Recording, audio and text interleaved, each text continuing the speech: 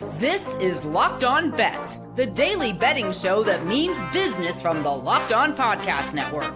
Hosted by Lee Sterling and Kevin Rogers, they're dropping fearless picks with an inside edge to put money in your pocket. If there's action, they've got the lock. This is where smart bets start. It's Locked On Bets. Welcome to the Wednesday edition of Locked On Bets, and we appreciate you making Locked On Bets your first listen of the day here on the Locked On Podcast Network. Kevin Rogers and Lee Sterling of Paramount Sports today. We are with you as we are with you every day from Monday through Friday. And Lee, we got a big show today. College football is coming up on Saturday, week 0 in Dublin. Kansas State and Iowa State, Big 12 showdown out of the gate. We'll get to that pick coming up. Also, a lot of baseball to get to. But before we do, guess what time it is? Hidden Gem. To find a diamond in the rough, you need to dig a little deeper for those hidden gems. The Cardinals going for a 3-game sweep of the Marlins. After the Marlins, look, they've had a really wonderful season considering their roster, but I think time has run out on them. Cardinals really not going anywhere either. But so far, St. Louis going for the sweep tonight of Miami. But, Lee, you have a total play on this Cardinals-Marlins game. Yeah, I do. And the St. Louis Cardinals looked like geniuses last year. They made Andre Pallante a starter. And in 20 starts, had a 3.78 ERA. Pretty acceptable walk to strikeout numbers also. Come crashing down, though, this year. When you move a reliever into the rotation, he can provide a good mix of pitches going through a lineup usually once, but twice might be asking for too much here. So these major league hitters have adjusted to him. Just look at his fastball. 2024 gave up a 227 average with 3 home runs allowed on that pitch. 2025 giving up a 306 average with 11 home runs on his fastball. So believe it or not, I was shocked at this because the Marlins don't have a good hitting team, but they're one of the better power hitting teams here against the fastball. So on the other side here, you have Sandy Alcantara.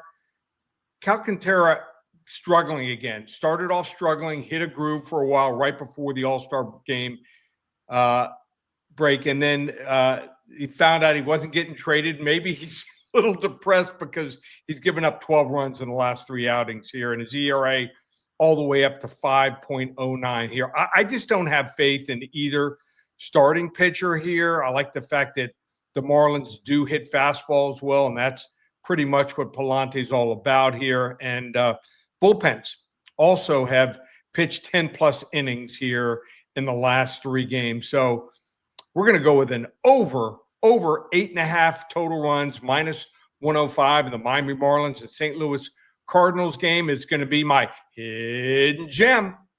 It's just so funny how a few years ago, Sandy Alcantara, he was the Cy Young winner. Like, think about that. Like, he was dominant, and then he got hurt, and now he's just totally fallen back. And, who would have thought that? Some of these guys that we see just have lasting power, and this year, Paul Skeens will probably win the Cy Young in the National League, Tarek Skubal in the American League, and Alcantara just had that one great year, lightning in a bottle. It's kind of fallen apart since. I don't know if it's lightning in a bottle. He had Tommy John surgery, and sometimes guys just aren't the same. Some guys come back a little bit stronger, believe it or not. Some guys weaker. Some guys just don't have the confidence, in their mix of pitches. And I saw him a couple weeks ago. He was blazing through like 3 or 4 innings, and then all of a sudden just had 1 inning, and just you could see that just wasn't trusting, the ability to place the ball exactly where he wanted, and he just mentally just didn't have it that night, and that's happened too many times. But I wouldn't be shocked if he comes back next year. If you're looking for a fantasy pitcher next year, Alcantara might be ready for a bounce back year. Speaking of bounce backs, we're looking for a bounce back today. We were 4-0 on Monday. We're both wearing black today because we went 1-3 last night. So, look, number one, let's go with the winner. What's so funny, Lee, is you came up short on a lot of these total base props because you had the 1 hit, couldn't get the 2nd hit. The only winner was Jose Ramirez of the Guardians. And what does he do? He has 1 hit last night, but it's a home run against the Diamondbacks. So It wasn't even his first at-bat. It was in the 5th inning. But, hey, he has one hit, but that'll do it, and that'll be the winner. That's why a lot of times I'm not going to take punch and Judy hitters like the way I hit in high school. So I want guys that can hit doubles, home runs, and hit at the top of the order, and usually have success in the past against those pitchers. And this time of year also, the wind is certainly blowing out. So as opposed to taking pitchers early in the year, when it's cold and batters don't want to grip the bat, you want to look at hitters here. I mean, you're seeing some high-scoring games here, and that's what we were looking for from Ramirez, and got the job done for us. Now, the two baseball losers, Mariners-Phillies under, ended up going over last night, and you thought maybe halfway through you had a shot. It was, 4-1 before Seattle got 3 to tie it, and then the Phillies got 2 more and ended up going over. But you were looking good for a while. It was 4-1, and Seattle was off the board until they exploded late. Yeah, more than anything, I like Sanchez, and he only gives up 1 run. So he did his job. The bullpen, through 6 innings, I wouldn't say we were sitting pretty, but I thought we had a better than 50% chance. We were probably sitting at like 65% to cash, but bullpens imploded, both of them in 1 inning, giving up 3 and 2 runs. Wasn't the right pick there. And then the Brewers, unfortunately, they lose twice to the Cubs. We had them in the night game with Brandon Woodruff on the mound. And Milwaukee, I guess, like you said, you can only win 14 straight and see how long that goes for. They've lost 3 or 4 now, the Brewers. Yeah, I thought we were sitting pretty losing the first game. And, he was with Brandon Woodruff pitching. I thought that, felt even better than when we had done the show earlier in the day. But he wasn't great, and right now they're a little cold hitting. So, they had their run. Maybe we'll be going against the Brewers in the next couple weeks. Now, on the WNBA side, I got to bring this up, Lee, because I had the Mercury last night against the Valkyries, and Phoenix ended up winning the game, but I had Phoenix in the first quarter. So Phoenix led 23-16 with 3.5 to go in the first quarter, laying 2. Good shape, right? Golden State outscores them 15-5 in the final 3.5 minutes. Scored 15 in the final 3 when Golden State, I believe, against Atlanta a few nights ago, had 15 or 16 in the first quarter. So it happens, right? Don't you feel like when you're watching those games, I do when I'm watching basketball, when a team's starting a run against you, don't you think coaches just seem to take too long to call timeout? It's like that. The managers in baseball, they wait that one extra batter and the guy explodes and hits a home run. Then he comes walking out of the dugout. A lot of times I just think that these coaches in the WNBA and the NBA just wait too long to call timeouts. Yeah, and Golden State couldn't miss. They've been great in the first quarter from three-point range recently. I was also going on the regression. You got to slow that down, and they just keep hitting them. So it's pretty amazing. But as they say, Lee, we move on to today. So we still have coming up 3 more baseball plays, and also very excited, college football, week 0, K-State and Iowa State. That's the headline game coming up from Dublin, Ireland on Saturday. We have a breakdown of that coming up all straight ahead. You are listening to Locked On Bets. Let's talk now about Monarch Money. And Monarch Money, ever wish managing your money felt easier? With Monarch Money, you can. Whether you're growing your savings or planning a big purchase, Monarch puts you in the driver's seat. It's like having your own personal CFO, giving you full visibility and control over your finances. Monarch Money is more than a budgeting app. It's a complete financial command center. You can track all your accounts, investments, and spending in one place. So in addition to managing your money, you're also building wealth. Stick to your budget with these tools. Monarch Money has a flex budget system allowing you to save for big goals. Also, you can modify your groups and categories that suit you at Monarch Money. Also, you can use flex budgeting when expenses change from month to month, or when you have those expected expenses, you can use the fixed budgeting tool. Take control of your finances with Monarch Money. Use code LOCKEDONNFL at monarchmoney.com for 50% off your first year. That's monarchmoney.com, code LOCKEDONNFL for half off your first year. As we continue here, Locked On Bets, Kevin Rogers and Lee Sterling of Paramount Sports. Now it is time to continue with the baseball picks for Wednesday. And tonight, at least my pick, will be the wrong team favored. What the fuck? WTF.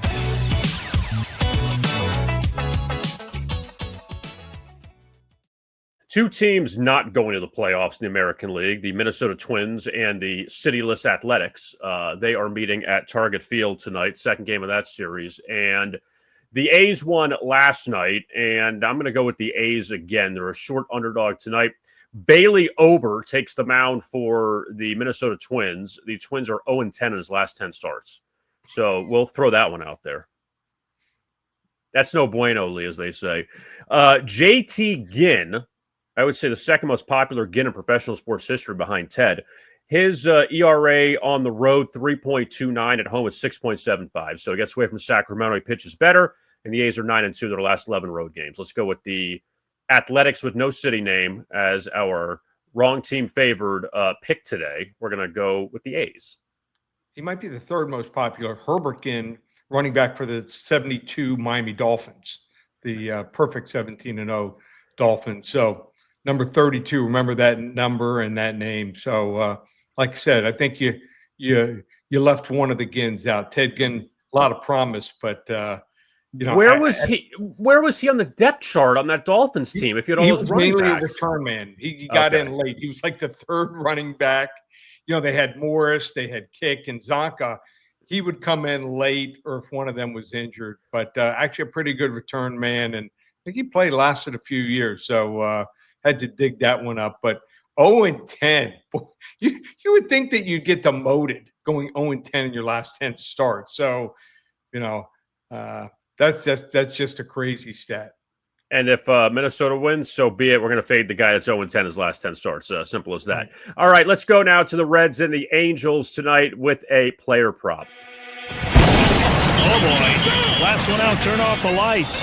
This one's a blowout. The Reds and the Angels tonight, they wrap up their series in Anaheim. Cincinnati's taking the first two of that series. Mike Trout, let's see what he's got tonight. And Lee, what do you have on his total basis prop? Well, Shohei Ohtani, I mean, obviously wanted his way out. He got the bag. He got an absolute fortune from the Dodgers. And Mike Trout just might be one of those guys. He's just content. He likes living there, likes staying under the radar, not chasing championships. And he seems to do better late in the year when no one's watching. And last two games, 3 for 6. He's facing Nick Martinez, who is nothing special. I know Nick Martinez pretty well, followed his career when he was here in Miami. Played at Belen High School, then went to Fordham, was mainly a second baseman, pitched a little bit in relief, and got drafted in the 18th round. Some scout was probably scouting someone else at Fordham or one of the teams they were playing and noticed the guy. Maybe one of the reasons he hasn't had Tommy John is wasn't pitching a whole lot when he was younger. So he's just one of these guys. He's a jag, just another guy filling in. He's doing the best he can to keep Cincinnati in it. But Mike Trout, like I said, starting to get hot here. Weather is good here, and has 2 homers against Nick Martinez. And think he's going to get a double or a home run here, or at least a couple hits. And if he does, he'll get the job done for us. So an under-the-radar Mike Trout here is going to be my blowout special. And again, we'll see if Trout can get this streak going, back on track with the total bases hit with Jose Ramirez last night for the Cleveland Guardians. And we'll see with Mike Trout coming up tonight. Want to get your thoughts on this, Lee? Just shifting quickly. Let's talk NFL for a second. The news yesterday with Daniel Jones as the starting quarterback for the Colts. He's going to begin the season ahead of Anthony Richardson. Doesn't seem like a huge surprise, I guess. Were you surprised by that? Or this is just what you thought because Richardson probably just isn't a starter in the NFL?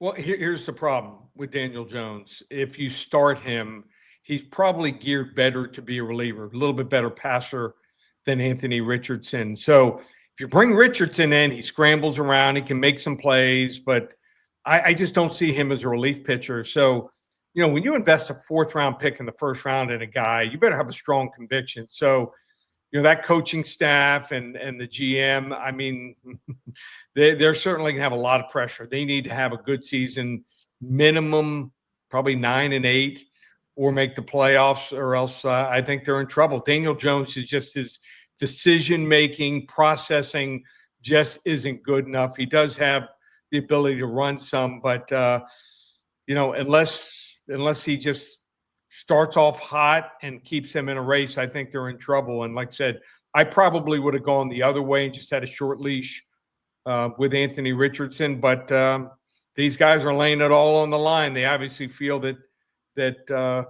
Anthony Richardson isn't their guy. And like I said, if you draft a guy fourth pick in the first round, he doesn't pan out, your neck's on the line. Well, saw with Trey Lance, too, in San Francisco. They drafted him very high, and it didn't work out. I mean, also Richardson, I think, showed a little more at Florida on a higher level than Trey Lance did. But still, 15 starts, I believe it is, for Anthony Richardson, and already pulling the plug on him.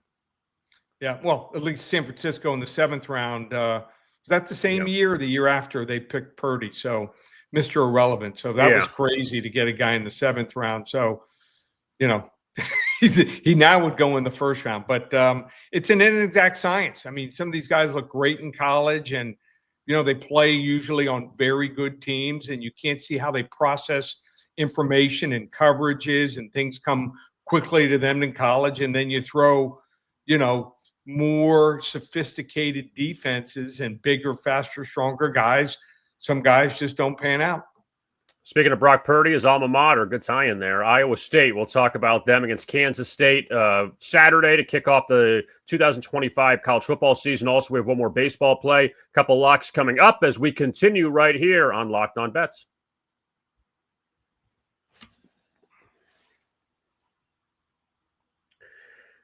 Locked On Bets rolls on here on a Wednesday. Kevin Rogers and Lee Sterling of Paramount Sports. You got 2 locks today. You're very lucky today, as you got a baseball lock and a college football lock. Let's first begin with the baseball lock as the Rangers and the Royals hook up. Open it, open it, open it! Lee has the key to the lock of the day.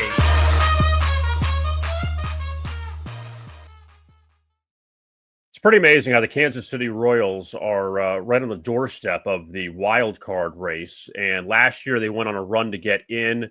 And this time around, right there again against the World Series champion from a few seasons ago, the Texas Rangers, as those two meet in Kansas City today. So, Lee, what do you like with the Royals and the Rangers?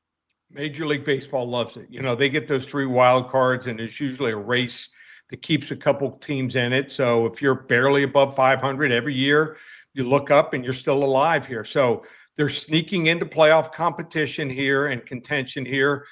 At the last minute, 7-1 in the last 8 games, 10-2 in the last 12 at home, and just 2.5 back from a wild card spot here. Looking to bring their season record against Texas to 6-0 tonight as well here. I like this guy, Noah Cameron, they're starting here. Nice start to his career.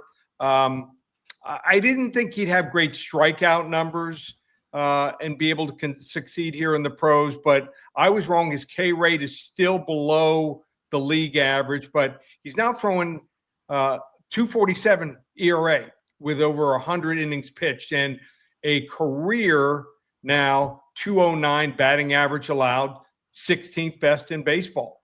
Texas moving in the opposite direction here, 2-10 in their last 12. Jacob deGrom is going to miss tonight's start. Got shoulder fatigue, so they're gonna have to go to their bullpen here, and just think it spells trouble for them. I like Kansas City money line here, -105. Let's start off Wednesday hump day with a level 1 lock with the Royals. And we'll see if the Royals can keep it up. And again, amazing. They've taken every matchup with the Rangers so far this year. And that's one thing Texas does not want to see. I know they won a World Series without Jacob deGrom, but the last thing they want is him being sidelined at a crucial part of the season when they need a guy like that to make a run. So we'll see how that goes. Now let's shift over to college football week 0. Big 12 matchup in Dublin, Ireland, Kansas State and Iowa State for lock of the day, number 2. Open it, open it, open it! Lee has the key to the lock of the day.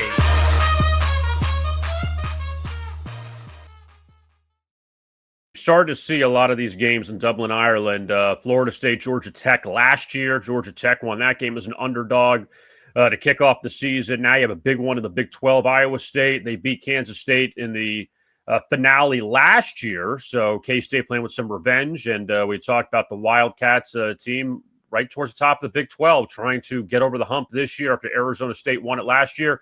So, Lee, what do you like with the Wildcats and the Cyclones?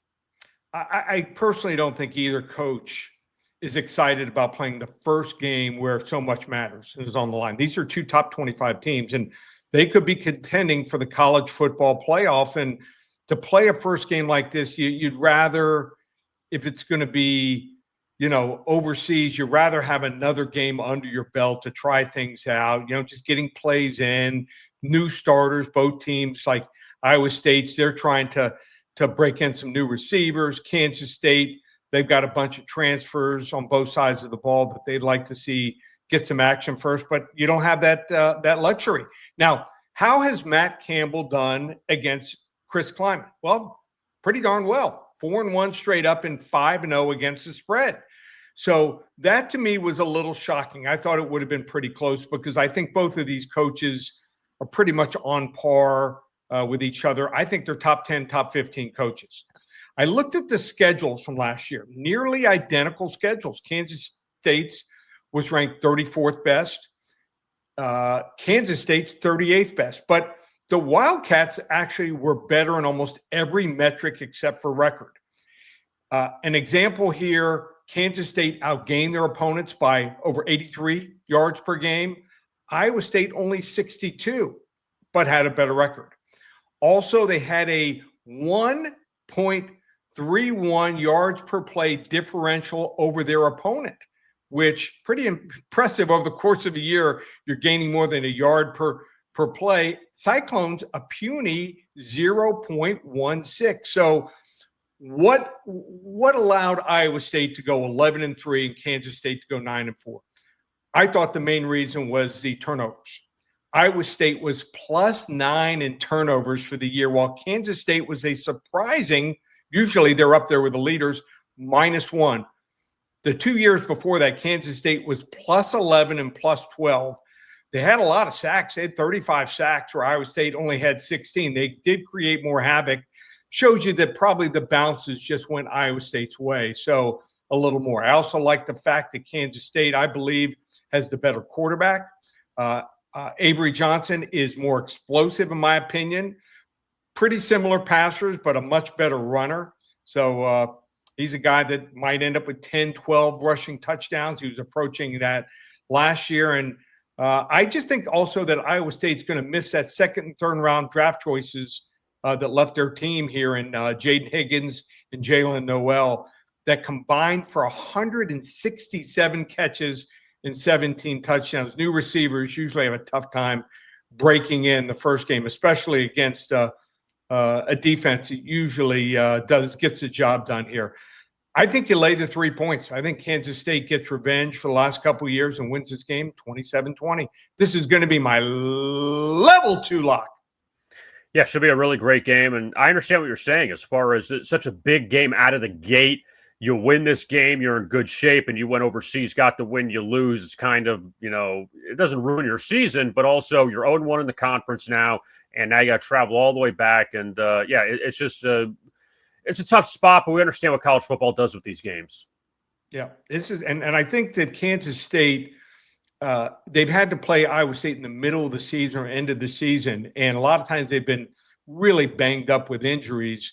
I think with a different focus and Chris Klieman being able to just lock in and look at one opponent for almost a month, I think he's going to be able to game plan and maybe they come up with a trick play here. He's known for that every once in a while, and stellar special teams. I think they were only like 49th in the country out of 134 teams last year. I expect them to get in the top 15 again. They always, it seems like, return a key punt or a kickoff for a touchdown or sets up a big play or a punt block. So that could be the difference. And two talented teams that most people think it's going to be a close game, but I think Kansas State will win this game by at least a touchdown.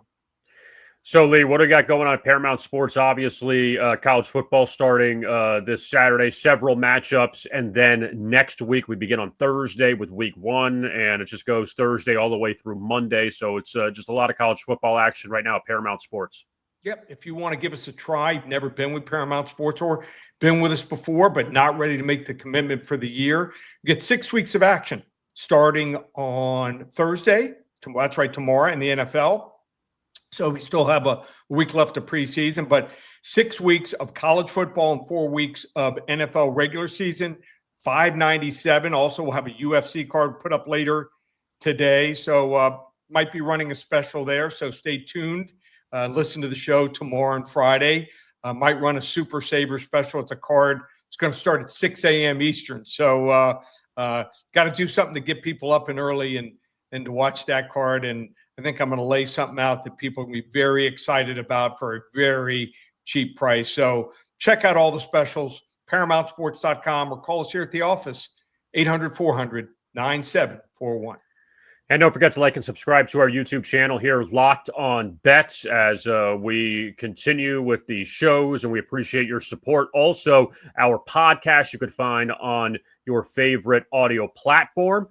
And again, just counting down the days until we get some meaningful football, and that begins Saturday in college football with week 0 and just a few weeks away from the NFL regular season getting going. For Lee Sterling, I am Kevin Rogers. Thank you so much for tuning in to today's edition of Locked On Bets right here on the Locked On Podcast Network.